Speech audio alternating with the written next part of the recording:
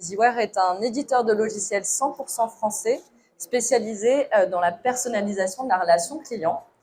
Donc, nous accompagnons plus de 500 Love Brands au quotidien, dont le groupe ID Kids.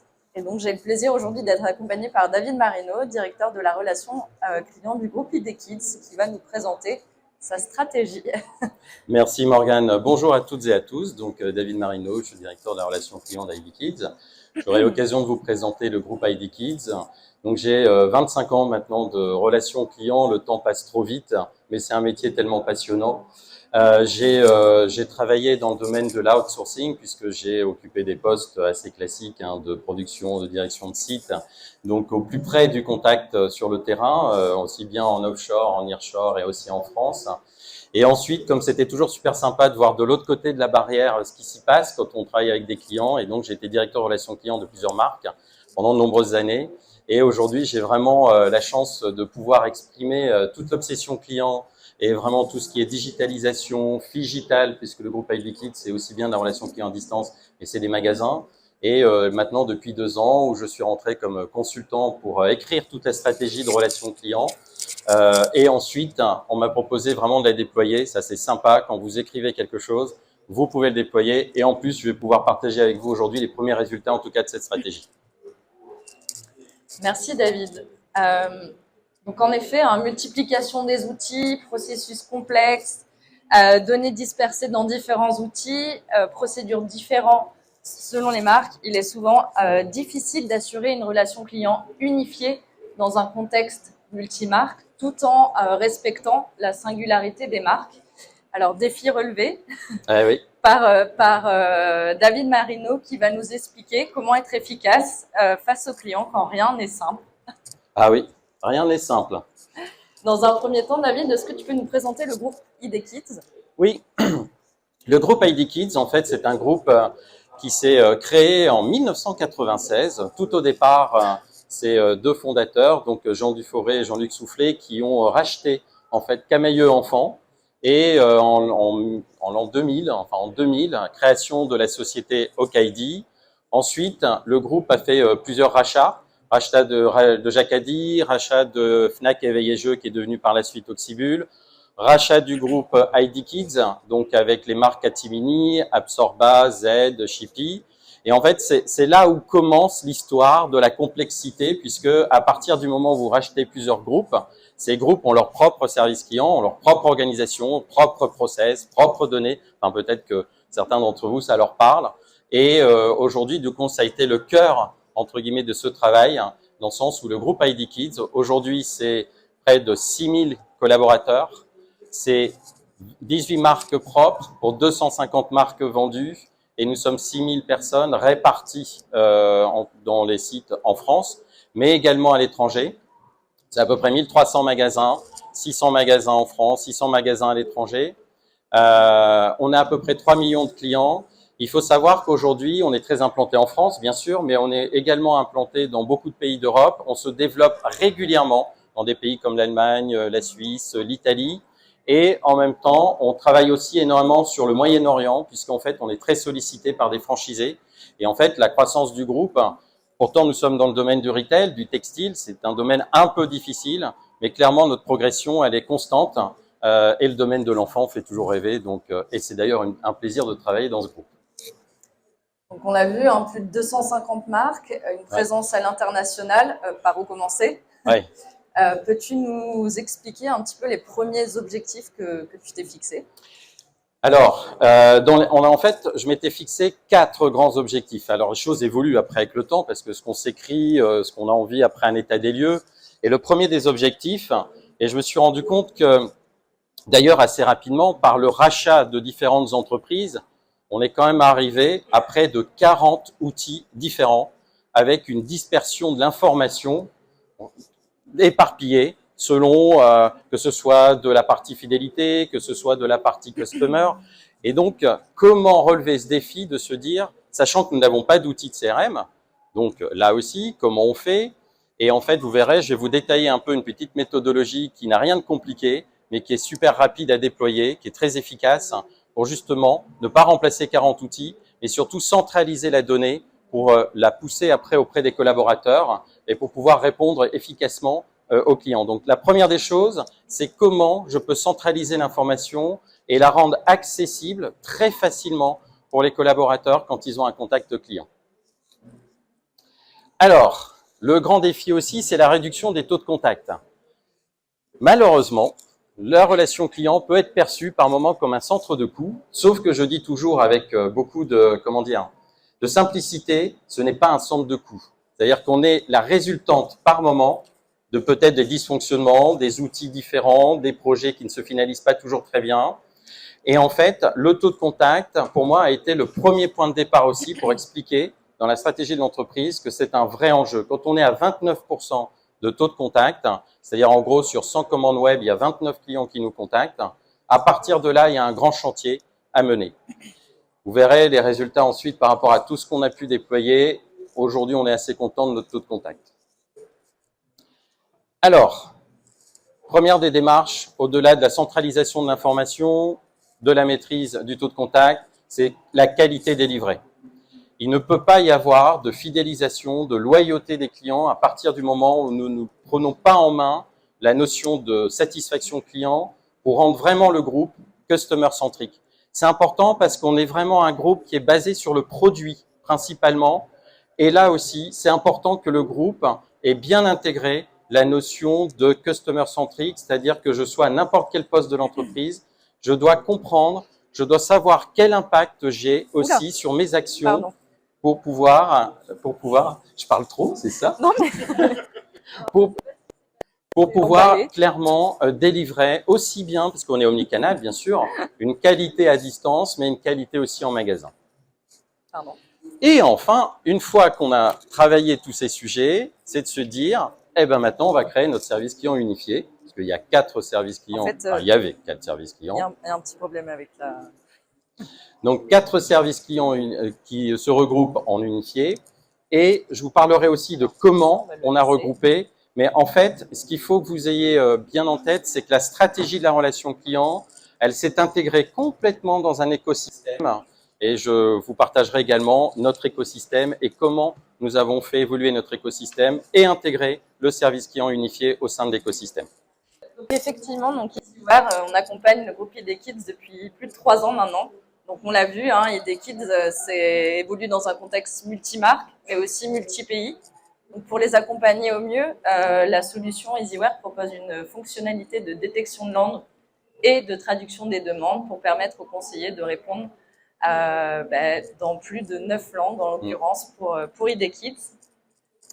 Notre mission, c'est vraiment de réunir l'ensemble des canaux de contact des marques du groupe au sein d'une même plateforme pour que le client soit reconnu, quel que soit son canal de contact. Donc, ça peut être de l'email, du formulaire, mais aussi du chat, du courrier on en a encore. Et bien entendu, les réseaux sociaux. EasyWare s'est également intégré au sein du SI d'ID Kids et grâce à différents modules, on permet aux conseillers vraiment de contextualiser la donnée client et de pouvoir justement identifier en un seul clic qui est le client pour la marque, en visualisant par exemple son historique d'achat, son statut de fidélité. Toutes ces fonctionnalités sont au service des utilisateurs répartis en France et à l'international. J'en profite parce que cette stratégie, elle ne peut fonctionner que quand vous avez des bons partenaires. C'est un élément important puisque au moment où on a pu écrire la stratégie du groupe, il fallait déjà que les outils puissent nous accompagner par rapport à la stratégie. Et dans l'entreprise, EasyWare était déjà notre partenaire depuis 2019 et ça a été un travail de collaboration extrêmement efficace pour déterminer aussi l'agilité du produit, la capacité de notre partenaire à répondre dans un temps record. Parce qu'en gros, le projet, au moment où il a été écrit en mai 2021, il s'est déployé en 2022. Donc, vous allez voir tout ce qui a été déployé. Tout ça a été fait dans un délai très court. C'est-à-dire qu'on arrête les projets qui prennent 3-4 ans. Il faut aller vite. Même si on le termine en cours de route, c'est pas grave. Mais il faut lancer les sujets en comité réduit et avec les bons partenaires. Et là, je peux dire que vous avez été un bon partenaire. Merci, David. Donc, justement, peux-tu nous en dire un petit peu plus sur la stratégie du groupe? Alors, on va rentrer dans le cœur du sujet. comme je vous en avais parlé au départ, 40 outils sur des plateformes complètement différentes, c'est-à-dire qu'en gros, on avait des marques comme Oxybul ou des marques comme OKID qui n'avaient pas les mêmes plateformes de commande, de back-office. Donc, à partir de là, on se dit comment on fait. Parce que forcément, la donnée, elle est dispersée. Et en même temps, nous, ce qu'on souhaitait, c'était que surtout que notre client, dans notre projet, c'est que notre client puisse acheter du produit OKID, mais peut acheter aussi du jouet Oxybul. Donc, comment on fait pour réunir cet univers pour nos clients? Donc, on a fait un travail avec, en tout cas, l'IT qui a fait un travail extraordinaire. C'est clairement de regrouper toutes les marques sur la même plateforme et tout ça en moins de 6 mois. Ça a été un travail acharné pour basculer parce que derrière, vous savez, des fois, les outils, vous débranchez un petit bout et il y a plein de choses qui viennent derrière.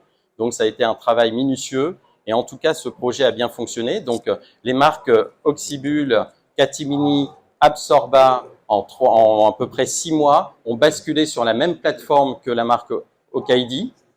Et pour l'ensemble, du coup, on a regroupé l'ensemble des outils. Donc ça a été la première étape qui a été regrouper l'ensemble des marques sur la même plateforme technologique. Ensuite, nouveau projet, c'est de se dire, soit nous avions le choix d'avoir plusieurs sites, ce qui était le cas, un site Catimini, un site Absorba, un site OKID, un site, on va dire Oxybul, et on avait l'enseigne ID Kids. Le projet a été vraiment concentré pour créer une plateforme ID Kids qui regroupe l'ensemble des marques. D'ailleurs, si vous avez l'occasion, vous tapez ID Kids, vous verrez le site. Et d'ailleurs, si vous avez un avis, je suis toujours partant pour avoir de l'avis, puisque vous êtes potentiellement des consommateurs. Et vous voyez, c'est un peu le bandeau de départ de tout le regroupement de nos marques. Donc, c'est ce qu'on appelait la convergence.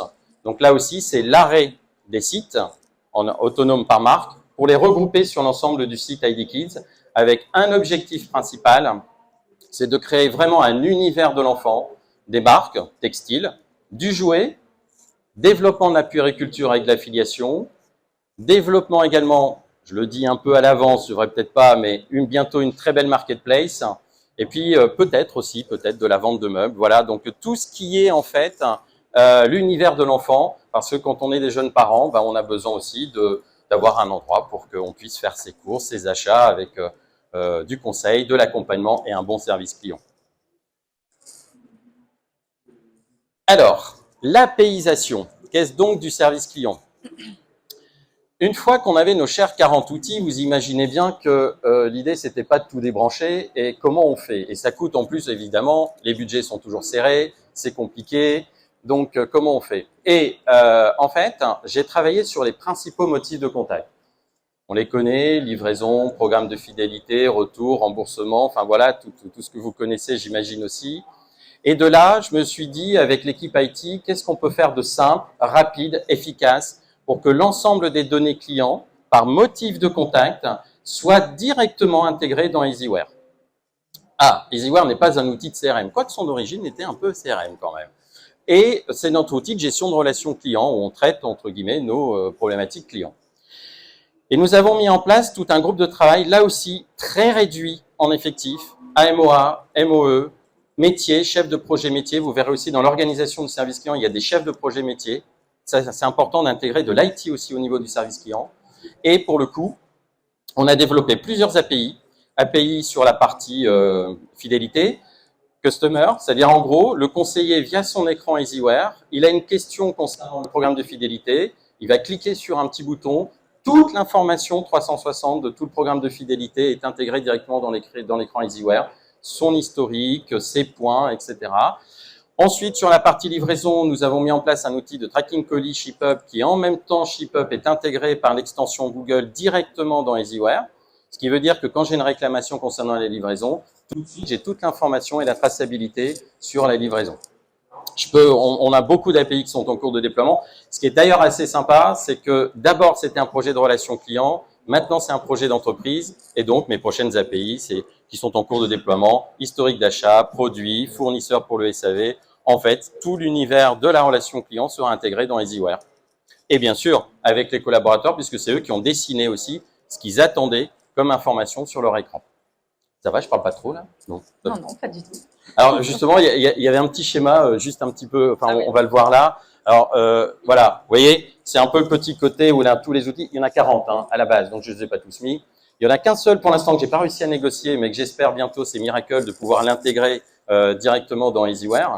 Et vous voyez, donc c'était le petit schéma qu'on avait présenté. Et tous les conseillers allaient se connecter dans les 40 outils quand même, hein, pour aller chercher de l'info. Je vous laisse imaginer la DMT, mais je vais en reparler un peu plus tard. Ah, alors, bien sûr, pour le coup, vous allez penser que je suis très centralisateur. Bah oui, à un moment donné, des fois, vous savez, on décentralise, des fois, on centralise. Bah là, j'ai centralisé et je trouvais que c'était super pertinent aussi avec notre partenaire d'avoir une plateforme tout en un. Effectivement, on l'a vu, hein, chaque marque du groupe a une empreinte commerciale différente. Les canaux de distribution et de communication sont très variés.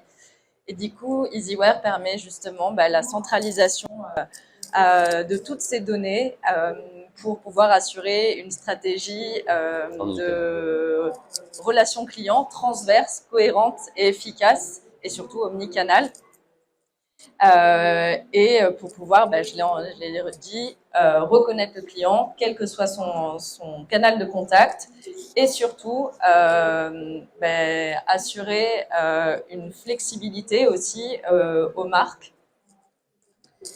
Là aussi, en fait, on avait fait, au départ, on s'était posé la question, est-ce qu'il faut plusieurs partenaires? Le fait que EasyWare propose plusieurs solutions, ça ne nous empêche pas d'avoir des relations partenaires avec Botmind, par exemple notre chatbot qui est du coup intégré avec EasyWare.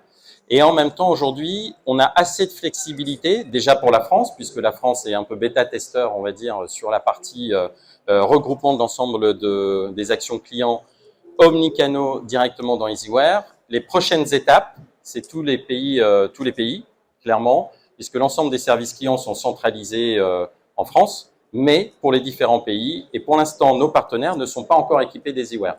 Donc, à terme, c'est aussi un objectif, de façon à ce que nous soyons bêta-testeurs pour que l'ensemble des pays puissent profiter, parce que notre croissance est très forte à l'étranger. Donc, on centralise les canaux, mais on centralise aussi la donnée client oui. Au travers de fiches clients 360 qui permettent de regrouper justement toute la donnée client des différentes marques et permettre aux conseillers d'apporter une réponse contextualisée. On offre aussi des fils de traitement des demandes différentes selon les marques pour, cette fois-ci, permettre aux clients d'être mis en relation avec la personne la plus adaptée à pouvoir répondre à sa demande. Et enfin, on propose aussi des bases de connaissances et des modèles de réponse qui, cette fois-ci, sont partagés à l'ensemble du groupe pour garder cette vision de stratégie unifiée.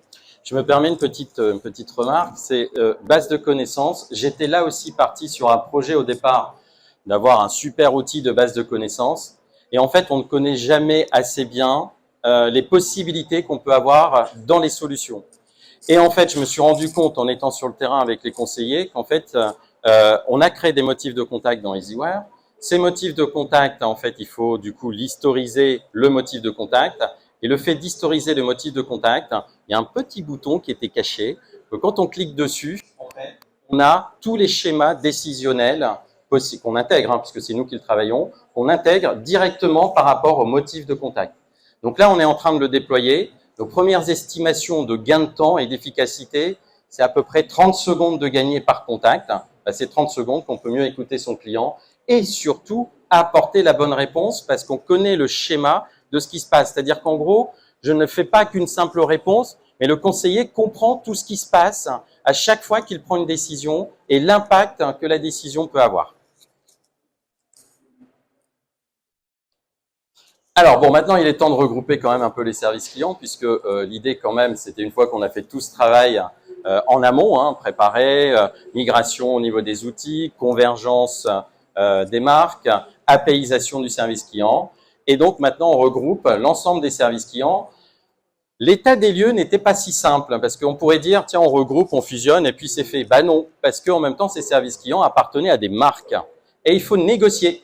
Il faut négocier parce que des fois, chaque marque aime bien avoir son propre service client, a sa petite singularité aussi, et ça a été un peu de discussion, tout en se disant, c'était la fameuse phrase qui était en train de se dire, service client unifié, tout en respectant la singularité des marques. Donc j'ai beaucoup travaillé pour respecter ça, parce que sinon, j'avais pas l'accord des directeurs de marque, Et en fait, ça s'est super bien passé.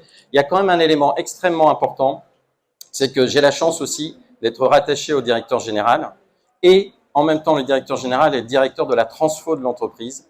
Et quand le service client ou la relation client se positionne au cœur de l'entreprise, vous avez beaucoup plus de facilité pour déployer votre stratégie. Bah oui, pour avoir vécu d'autres expériences, des fois, il faut être bien positionné. Ça, c'est important.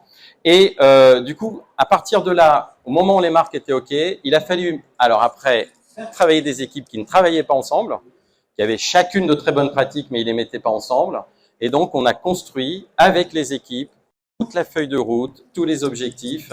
Et en fait, on a mis là aussi 6 mois pour pouvoir le travailler, puisque le travail se faisait aussi en parallèle. Et on a lancé notre service client unifié le 1er juin de l'année dernière.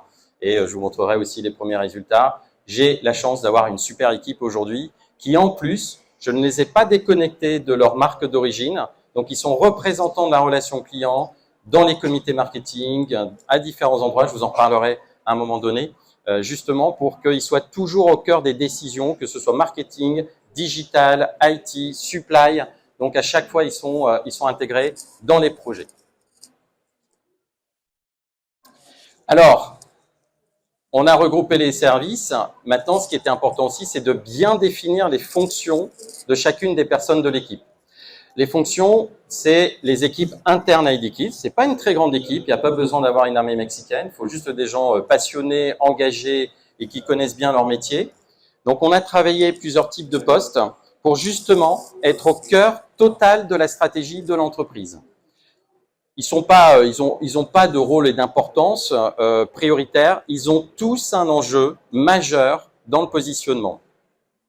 L'un des postes, c'est vraiment toute l'excellence opérationnelle. Donc, j'ai une personne dans l'équipe qui, concrètement, tout le temps est en partenariat avec notre partenaire, outsourcer, et qui s'assure que tous nos indicateurs qualité, alors des fois, on est un peu pénible parce qu'on veut faire monter l'exigence client, la qualité délivrée, mais en même temps, c'est nécessaire aujourd'hui. La qualité délivrée, pour moi, c'est l'élément essentiel plus que la DMT. La DMT, on s'en occupe, on va la réduire. Mais on sait aussi que quelque part, c'est surtout la qualité qui va être délivrée. J'ai une personne également qui s'occupe de tout ce qu'on appelle l'amélioration continue. L'amélioration continue, si vous voulez être au cœur et avoir un impact dans l'entreprise, il faut reprendre tous les dysfonctionnements qui existent, et pour le coup, c'est de l'amélioration, c'est du run, en permanence.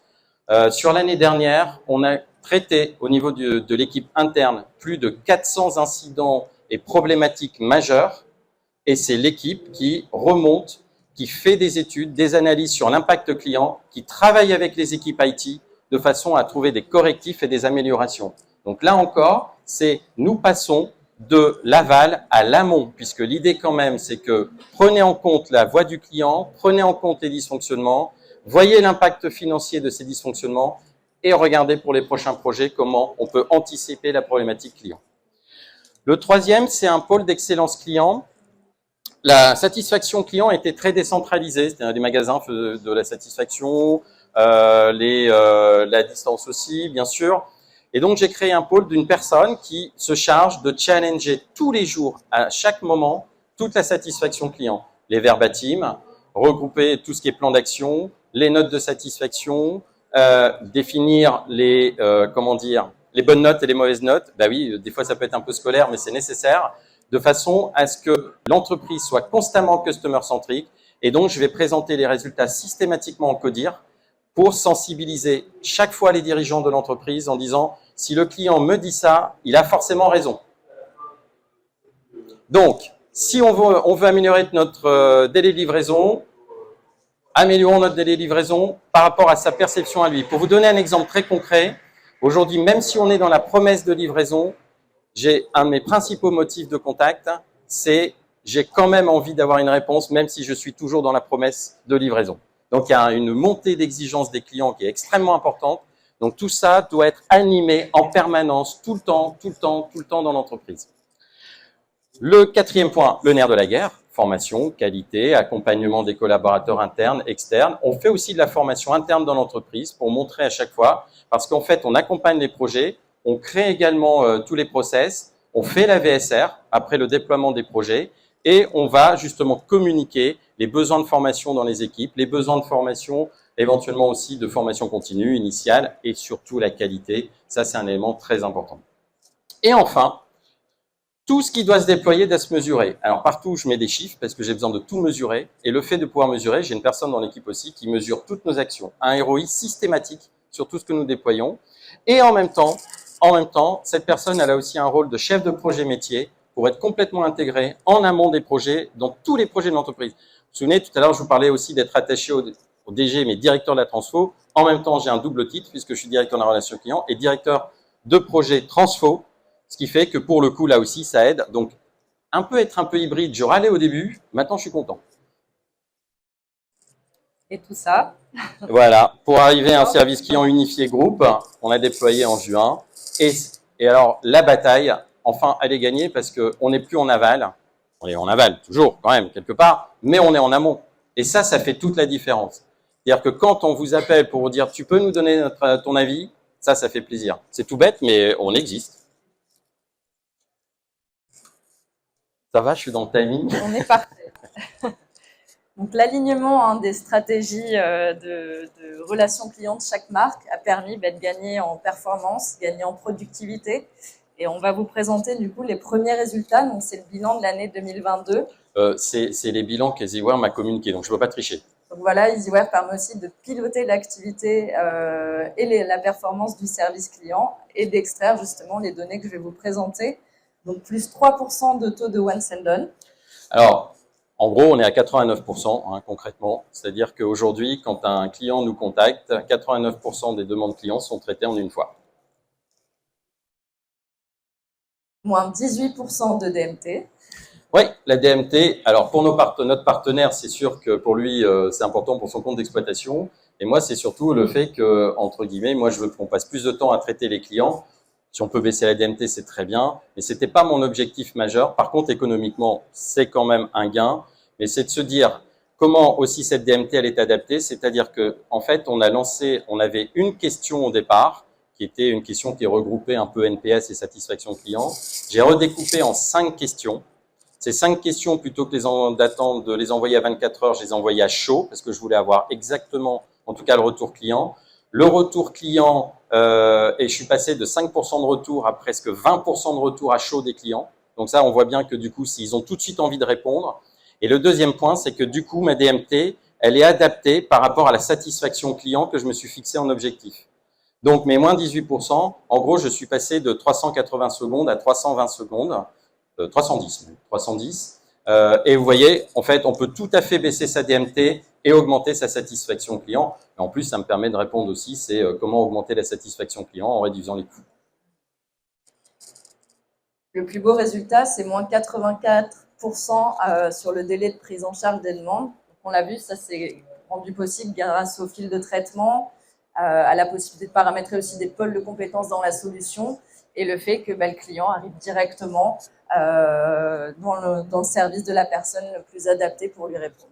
Oui, et puis en fait, on regarde jamais un indicateur tout seul. Ce sont des complémentarités d'indicateurs. Et clairement, le gain gagné sur la DMT a clairement permis, avec un même effectif, de répondre plus vite et d'être plus efficace dans les réponses. Donc, vous verrez sur l'indicateur suivant. Oui, moins 34% sur le délai de résolution. Voilà, déjà les premiers indicateurs depuis un an, on va dire. Donc, ça a été un peu la surprise quelque part. Mais quand on a des surprises comme ça, ça fait toujours plaisir. Mais surtout, vous avez 2 autres indicateurs qui me tenaient encore plus à cœur. Ce sont les 2 indicateurs suivants. C'est qu'on a augmenté de près de 26 points notre NPS. On était sur à peu près à 32 NPS en service client avant le lancement du projet. Là, on vient de monter à 57. Je pense que la marge, elle est encore, on peut encore aller très très loin. Donc voilà, les premières étapes aussi sont faites. Donc, ma feuille de route se résumait en une phrase. C'est augmenter la satisfaction et réduire les coûts. Donc, plus 26 points de NPS et une baisse de 16% des coûts de la relation client. Donc, pari gagné. Mais c'est un pari qui a été gagné grâce à une stratégie globale entreprise. Ce n'est pas que la relation client. Un peu de ténacité quand même un peu.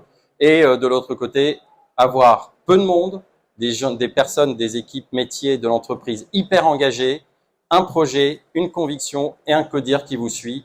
Et ensuite, vous pouvez faire je ne veux pas dire des miracles, puisque bon, pour le coup, il y a eu du travail en amont, mais en tout cas de bons résultats en un an. Effectivement, bravo David. Hein. Premier objectif atteint.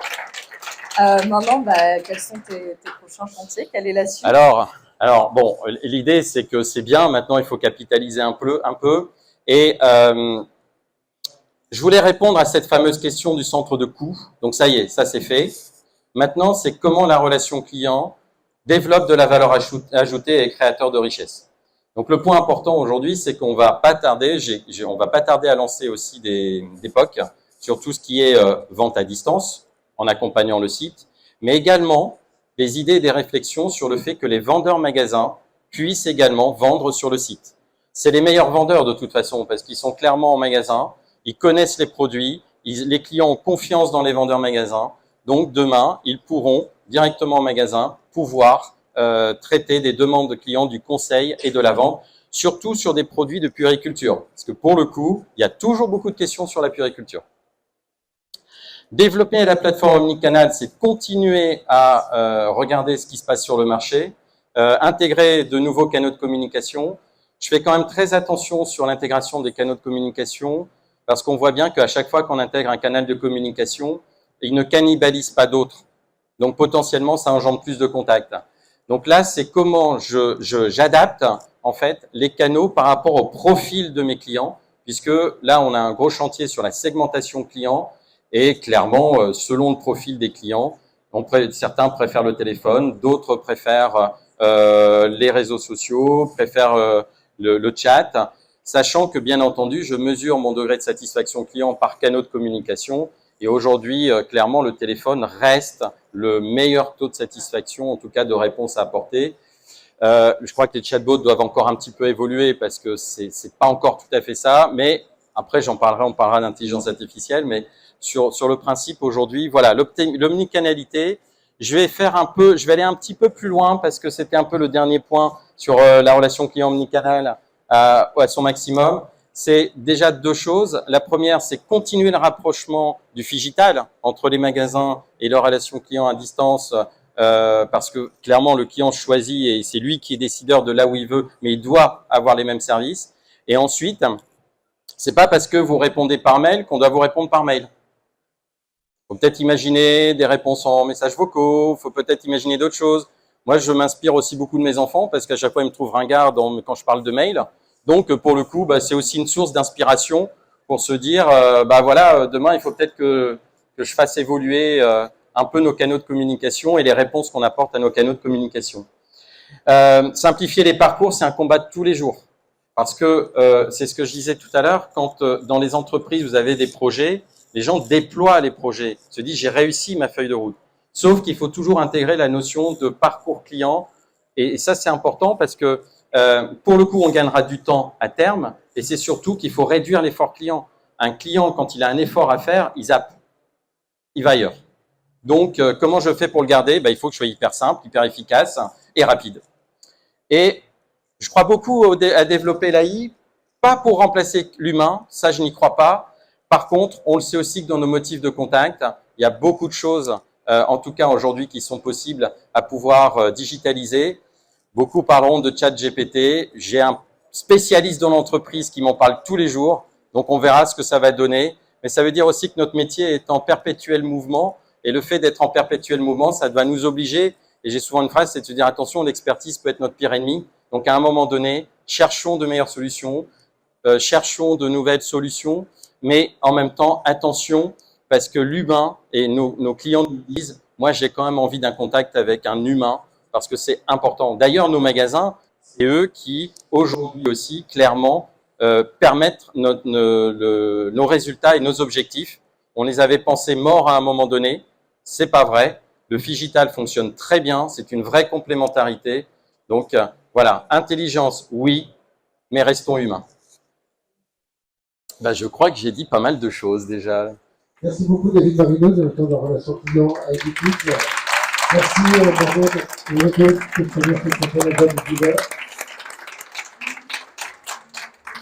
pour votre participation. Nous allons enchaîner dans quelques minutes à 11h05 avec Axel.